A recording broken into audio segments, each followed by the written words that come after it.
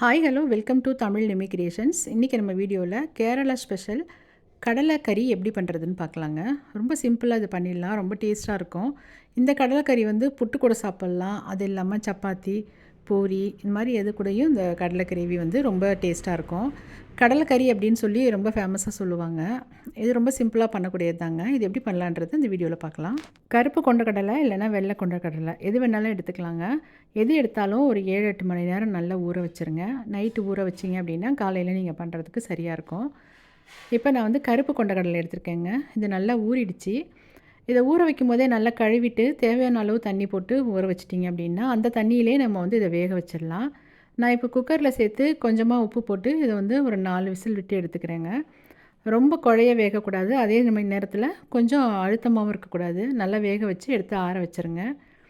இப்போ வந்து 2 table spoon அளவுக்கு தேங்காய் எண்ணெய் சேர்த்துருக்கேன் கடாயில். அதில் வந்து பொடியாக நறுக்குன பூண்டு பல் சேர்த்துருக்கேன்.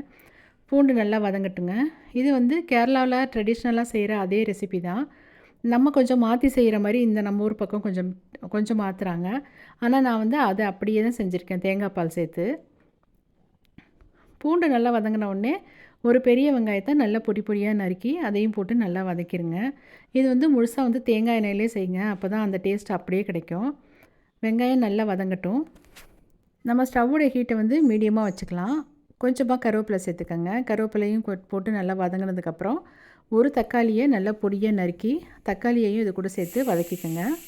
தக்காளியை பொடியாக நறுக்கும்போது சீக்கிரமே வதங்கிடும்.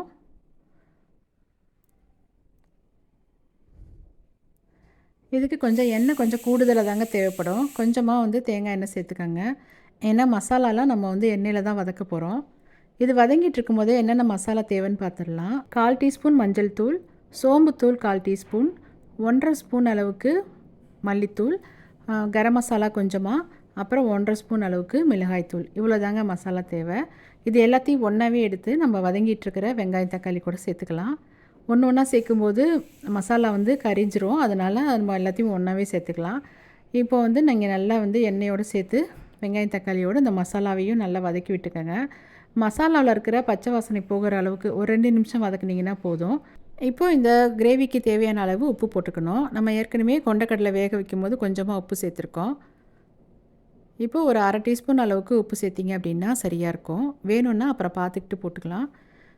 இப்போ வந்து நம்ம வேக வச்சுருக்கிற கொண்டக்கடலையை அந்த தண்ணியோட இதில் சேர்த்துக்கலாம்.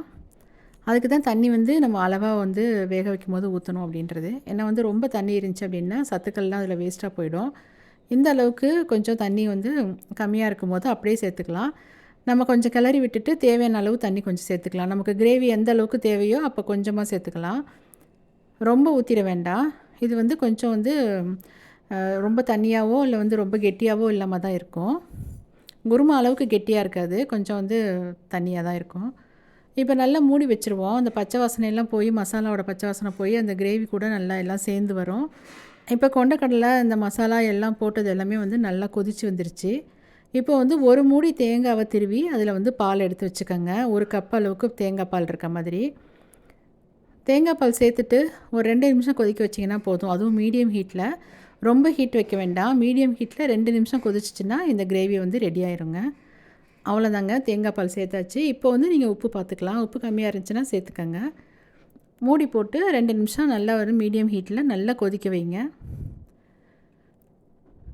கொதிக்க வச்சோன்னா நமக்கு வந்து கடலைக்கறி ரெடி ஆகிடும். இந்த கடலைக்கறி செய்கிறதுக்கு ரொம்ப சுலபந்தாங்க. அதே நேரத்தில் டேஸ்ட் ரொம்ப நல்லாயிருக்கும். காலையில் பிரேக்ஃபாஸ்ட்டாக செஞ்சு கொடுக்குறதுக்கு ரொம்ப ரொம்ப ஈஸியாக செஞ்சிடலாம். அவ்வளோதாங்க, நம்ம கடலைக்கறி ரெடி ஆகிடுச்சு. இது கூட வந்து இப்போ நான் வந்து புட்டு செஞ்சுருக்கேன், அரிசி மாவு புட்டு. அதில் வந்து தேங்காய் பூ நிறையா சேர்த்துக்கணுங்க. அப்போ தான் வந்து அதோட உண்மையான டேஸ்ட் நமக்கு கிடைக்கும். கேழ்வரகு புட்டும் நீங்கள் செய்யலாம். உங்களுக்கு எது விருப்பமோ அதை செஞ்சுக்கலாம். இப்போ அரிசி புட்டோட இந்த கடலைக்கறியை நான் சர்வ் பண்ணியிருக்கேன்.